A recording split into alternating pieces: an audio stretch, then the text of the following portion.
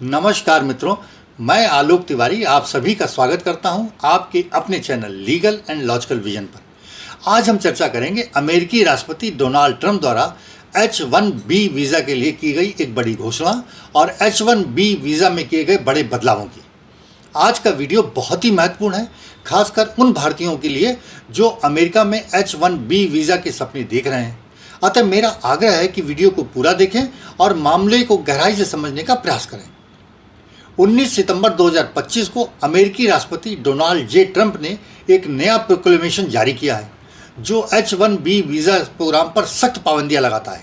इसमें कहा गया है कि अब H-1B वीज़ा के लिए कंपनियों को हर आवेदन के साथ $1 लाख करीब 84 से 85 लाख रुपए का भुगतान करना होगा। यह बदलाव 21 सितंबर से लागू हो जाएगा और अगले 12 महीनों के लिए चलेगा। इस वीडियो में हम विस्तार से समझेंगे कि यह नया नियम क्या है, इसे क्यों लागू किया गया है, इसके लागू करने के पीछे कौन कौन से कारण हैं, भारतीय आईटी पेशेवरों के लिए ये वीज़ा कितना महत्वपूर्ण है और कंपनियों पर इसका क्या असर पड़ेगा। चलिए इसको समझने का प्रयास करते हैं। मेरे दर्शक जितने भी जो मुझे देख रहे हैं, ये व्हाइट हाउस की साइट से ट्रंप द्वारा साइन किए गए इस प्रोक्लेमेशन को ऑनलाइन डाउनलोड भी कर सकते हैं और पढ़ सकते हैं। तो चलिए अब मामले को पूरा समझते हैं। H-1B वो वीज़ा है जो अमेरिका में उच्च कौशल वाली नौकरियां, खासकर आईटी, मेडिकल और स्टेम फील्ड्स में काम करने के लिए इस्तेमाल होता है। स्टेम का अर्थ है साइंस, टेक्नोलॉजी, इंजीनियरिंग और मैथ्स क्षेत्र। भारत से हर साल लाखों युवा इसी के जरिए अमेरिका जाते हैं। अब नए नियम के अनुसार जो 21 सितंबर 2025 से प्रभावी है के अनुसार अब हर H-1B वीज़ा के नए आवेदन पर $1 लाख लगभग 85 लाख रुपए की फीस भुगतान करनी होगी। इस भुगतान का जिम्मा नियोक्ता एम्प्लॉयर के ऊपर ही होगा। अगर ये भुगतान नहीं किया गया तो वीज़ा आवेदन स्वीकृत ही नहीं होगा। हाँ, एक बार आपका वीज़ा स्वीकृत हो गया तो दोबारा नवीनीकरण के समय या बाद में आपको कोई फीस नहीं देनी होगी, अर्थात ये वन टाइम फीस है। केवल राष्ट्रीय हित अर्थात अमेरिका के राष्ट्रीय हित में काम करने वाले या सुरक्षा जोखिम न पैदा करने वाले कर्मचारियों को अमेरिका के होमलैंड सुरक्षा विभाग द्वारा अनुमोदित किए जाने पर इस $1 लाख के शुल्क से छूट मिल सकती है। शर्त यही है कि वो रिकमेंड करें होमलैंड जो सिक्योरिटी है उनकी। ये कड़ा नियम क्यों लागू किया गया, चलिए इसको भी समझते हैं। अमेरिकी प्रशासन के अनुसार H-1B वीज़ा का कई वर्षों तक दुरुपयोग किया गया है। उनके अनुसार कुछ कंपनियों ने अमेरिकी मूल के कर्मचारियों को निकालकर सस्ते यानी कम वेतन पर विदेशी लोगों को नौकरियां दे दी। 2000 से 2019 तक अमेरिका में स्टेम के क्षेत्र में कार्य करने वाले विदेशी लोगों की संख्या लगभग दोगुनी हो गई है। पहले 12-12.5 लाख थी, अब लगभग 25 लाख 26 लाख है। विदेशी युवकों को नौकरी देने के कारण अमेरिका के आईटी क्षेत्र में H-1B वीज़ा पर आए कामगारों की संख्या अमेरिका में उपलब्ध कुल नौकरियों के 65% तक हिस्से तक पहुंच गई है। यह अमेरिका का कहना है। इस प्रोक्लेमेशन में उदाहरण दिए गए हैं कि किस प्रकार अमेरिका की एक आईटी फर्म ने अपने 1700 कर्मचारियों की भर्ती हेतु H-1B वीज़ा अप्रूव तो करवाए, लेकिन उस कंपनी ने 2400 अमेरिकन को नौकरी से निकाल दिया। मतलब जो स्थानीय अमेरिकन थे उनको नौकरी से निकाला और उसके बदले में लिए। ट्रंप प्रशासन का यह भी मानना है कि विदेशी युवाओं को नौकरी देने से अमेरिका में अमेरिकी युवकों को जो कंप्यूटर साइंस और इंजीनियरिंग में स्नातक हैं की बेरोजगारी 6 से 7% तक बढ़ गई है। ट्रंप प्रशासन का यह भी कहना है कि इस नई नीति से केवल सर्वोत्तम और उच्च वेतन वाले, साथ ही अमेरिका के राष्ट्रीय हितों को पूरा करने वाले कामगार ही इस प्रोग्राम के तहत अमेरिका आ पाएंगे। इसलिए अब हर H-1B आवेदन के साथ $1 लाख अर्थात लगभग वही 85 लाख रुपए की फीस लगेगी। ये फीस नियोक्ता कंपनियों को देनी होगी, आवेदन करने वाले को नहीं, जो कंपनी है जो भर्ती कर रही है। और अगर नहीं देंगे तो वीज़ा रिजेक्ट हो जाएगा। लेकिन इसमें कुछ अपवाद भी रखे गए हैं, जैसे अमेरिका के राष्ट्रीय हित को देखते हुए अगर होमलैंड सिक्योरिटी अप्रूव कर दे तो ये फीस आपके उससे वीज़ा पर नहीं लगेगी। साथ ही लेबर डिपार्टमेंट को प्रिवेलिंग वेज लेवल्स बढ़ाने के लिए रूल मेकिंग करने का आदेश भी दे दिया गया है, ताकि हाई स्किल्ड और हाई पेड वर्कर्स को प्राथमिकता मिल सके।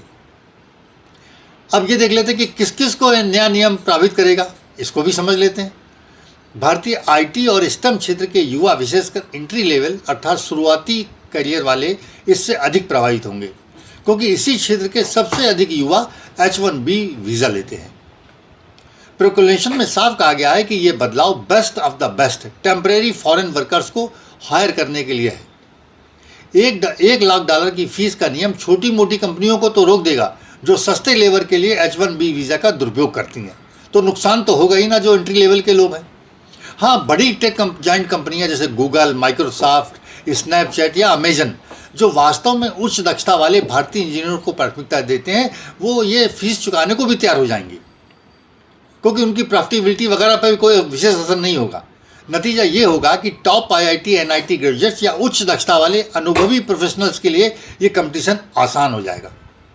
उदाहरण के तौर पर अगर आपका प्रोफाइल AI, मशीन लर्निंग या साइबर सिक्योरिटी में एक्सपर्ट हैं आप, तो आपके चांसेस बढ़ सकते हैं, क्योंकि लो स्किल्ड एप्लीकेंट्स को लेने वाली कंपनियां उनके लिए इस $1 लाख की फीस चुकाने के लिए तैयार होंगी या नहीं होंगी, या वो स्थानीय अमेरिकी लोगों को आपसे ज़्यादा प्राथमिकता देंगे, ये कंपनी के ऊपर निर्भर करेगा। इस नियम का एक असर ये भी होगा कि हजारों इंडियन स्टूडेंट्स जो MS करके अमेरिका में F1 वीज़ा पर ऑपरेशनल प्रैक्टिकल ट्रेनिंग करते रहते हैं और H1B वीज़ा का इंतज़ार करते हैं, वो H1B वीज़ा न मिलने पर भारत लौटने को मजबूर हो सकते हैं। अभी ये नियम 12 माह के लिए ही बना है, लेकिन इसे अभी अमेरिकन कांग्रेस की स्वीकृति भी नहीं मिली है। ये नियम कानूनी चुनौतियों का सामना भी कर सकता है।